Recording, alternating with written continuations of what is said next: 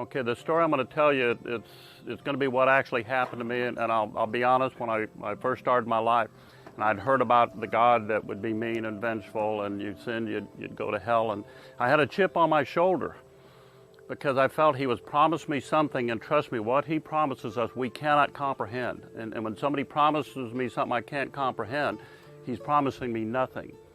And then he created me where I was weak, and I'd give in to temptation, so I'm thinking, what kind of God is this? It's in keeping with what I learned about him, that he promises you absolutely nothing, and he asks everything of you.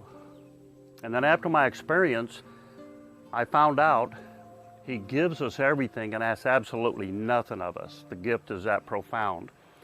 And what happened is we had a Huey shot up. The major said, go find out who got him. My job was I was a scout pilot, and I was gifted with the ability to find the enemy, and no matter how well hidden they were. So I went out, and luckily or regrettably, I found them. And to make a long story short, we got shot up pretty bad. We took 100 and something hits in that little loach and shot part of my controls out. Almost blew my left arm off, and I got my leg shot up. So we crashed, and things started getting kind of vague at that point.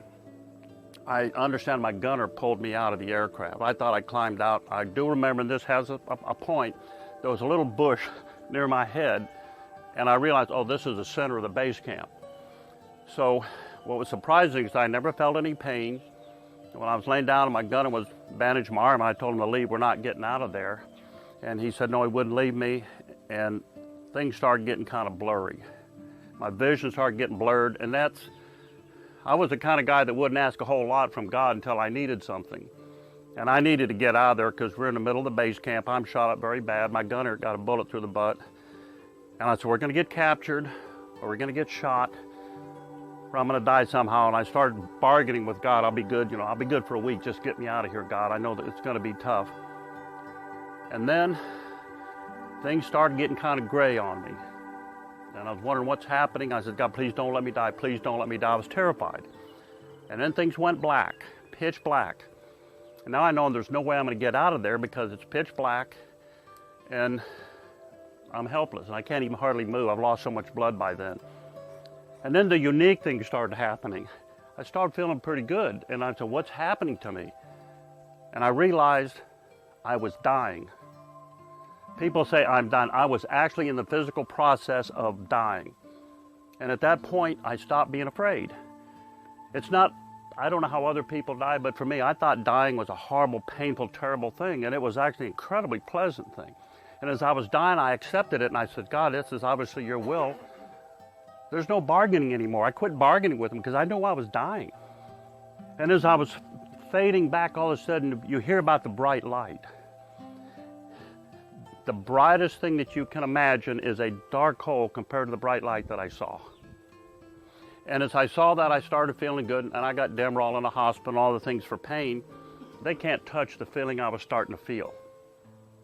And I'm laying there in this beautiful, bright light, which I described later as it wasn't God is the light, but he's love. I try to imagine, is he energy? What exactly is God? One thing, he is literally made up of love. And I started feeling that love around me. And at one point I remember looking down, seeing my head's next to this bush, and it was years later for it dawned on me, you can't see your own head. So at that point I had that out-of-body experience, and all of a sudden I went back into this little speck. And the light's getting brighter and brighter, and I'm expanding out, and everything within this bubble was like my new life in heaven. And I expanded, I remember, into the roots, in the soil surrounding the roots of this little bush next to my head. And I could see every molecule of water and the nutrients and the cells inside the plant, from the inside, the outside, the top, the bottom. And it was many, many years later I realized plants take the nutrients up through molecules. I saw that back in July 28th of 1970. And as I'm expanding out, I'm wondering what's going on, then I start feeling this presence. And it was God. And he let me know that he's now surrounding me, protecting me, and I'm expanding out. And now what words I tell you were words, he didn't speak to me. He made his thought known to me. Like I tell my friends, I'll say red. And all of a sudden, you'll see the color red in your head. Or I'll say apple and you visualize an apple. So his thoughts were made known to me. And as I'm expanding out, he said to me, in my interpretation, he said, You will expand out into the cosmos and know all these things. We'll expand out into the cosmos. And I was given power that was immeasurably more powerful than I ever imagined God to be. And I was still cocky, I was still myself. I remember kind of puffing my chest up saying, I'm a super God.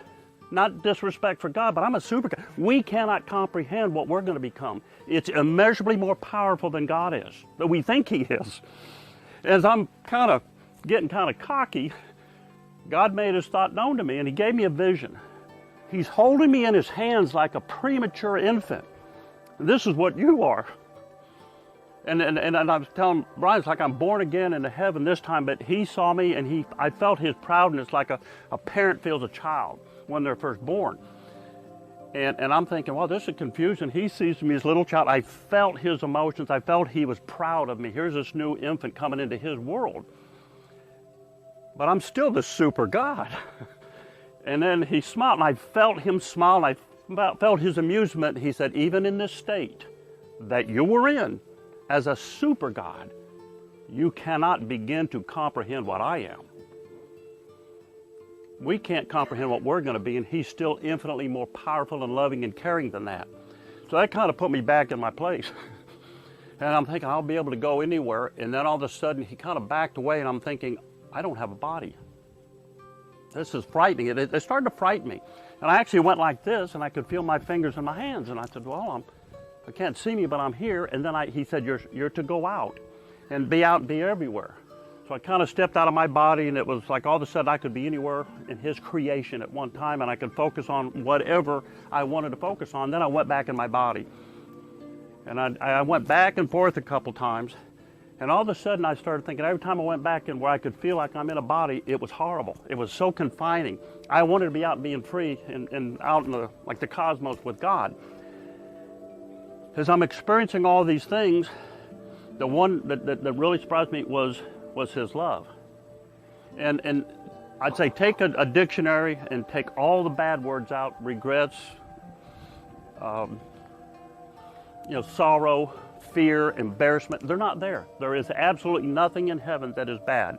It's 100% pure love and happiness. All the things that I did in my past, you could remember them, but they were all forgiven. It's like, God, I made you that way for a reason which was not made known to me.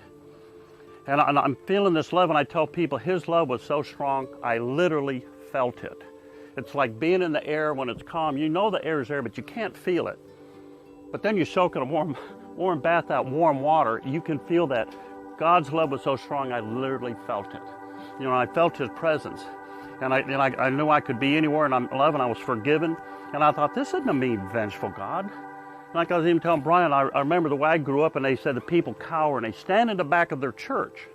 I'm not worthy of being up front near God. Well, I had good, loving parents, and when I met my dad, we'd hug each other.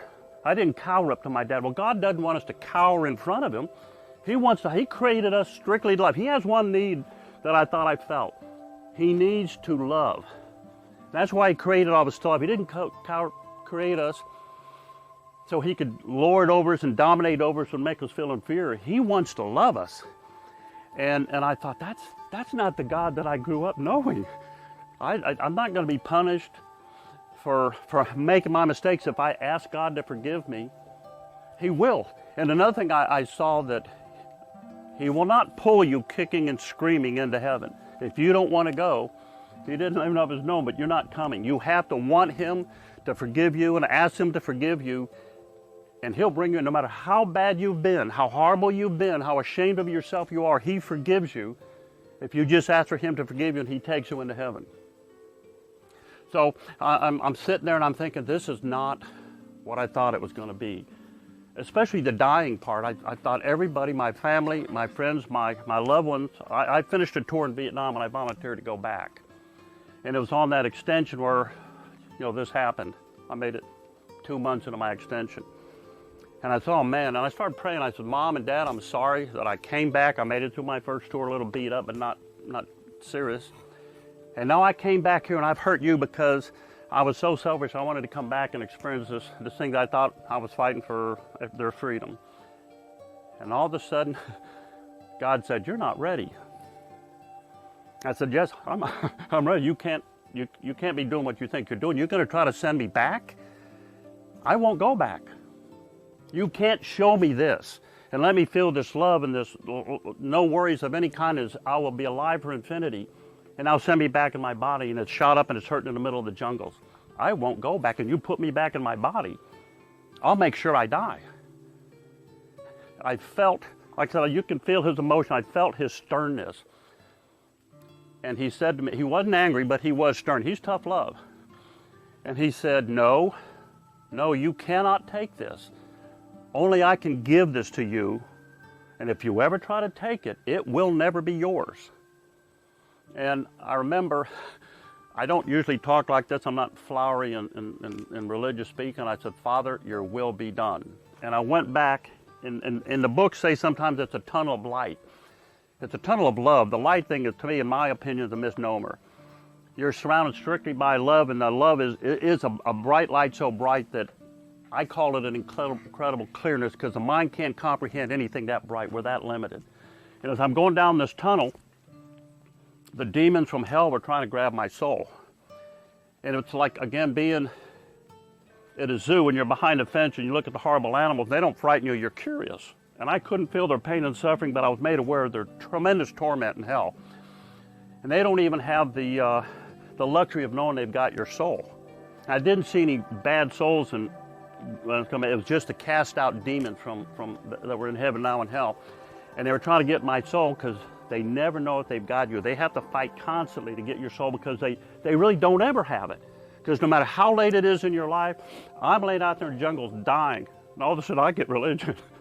I says, God, forgive me, please, I'm sorry for everything I've done. And of course he forgave me. And I was sincere, it wasn't one of these false promises. So I'm going back down into my body, then all of a sudden I'm back in it and I'm confused. I'm thinking, God, you take me back. No, God, don't take me back. Oh, then I'm back to where I was. God, I'm bargaining with, don't let me die, don't let me die. And then of course we were eventually rescued after several hours. And I went to the hospital, and regrettably some of my friends said, Dad died again on the table there, and I didn't have the experience, and they told my friends he died, we've lost him, go home. And there's still friends of mine that don't know I'm alive. But the experience that I got from that is all the little pettiness and what people annoy us and all that. It doesn't mean anything.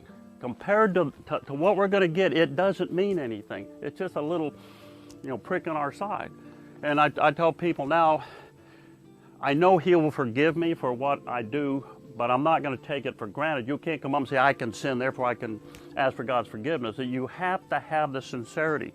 And I see something where it's bad. I tell people that give me the wrong change, for example, and I said, you gave me the wrong amount of change. And he says, why'd you do that? I said, because he's watching. It's for him. And the only sadness I felt in heaven, and it wasn't my sadness, it was God's sadness. And when I was going through that torment, knowing that my friends would be suffering and all that, thinking I died this mean, horrible death, and my buddy Steve, who was supposed to be here, regrettably he couldn't make it. He tormented himself for years, thinking I died this horrible death, because he dragged me through the jungle for 2.5 hours, popping bad guys, some within 3 feet of him, and he has a horrible experience.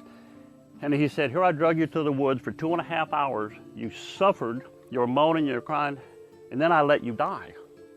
I should let you die immediately. The pain you went through, and I said, I don't have a recollection of it. But, sorry, I just had a flashback. Sometimes I'm still there. And he couldn't separate that what happened to me then, I'm the same person. And I said, all that was forgiven, all that was wonderful, but God sensed that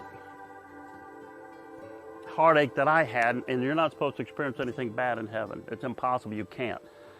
And that's when he said, you're not ready, because I was experiencing regrets. And his sadness, and it was made known to me, I'm saddened over what you do to each other.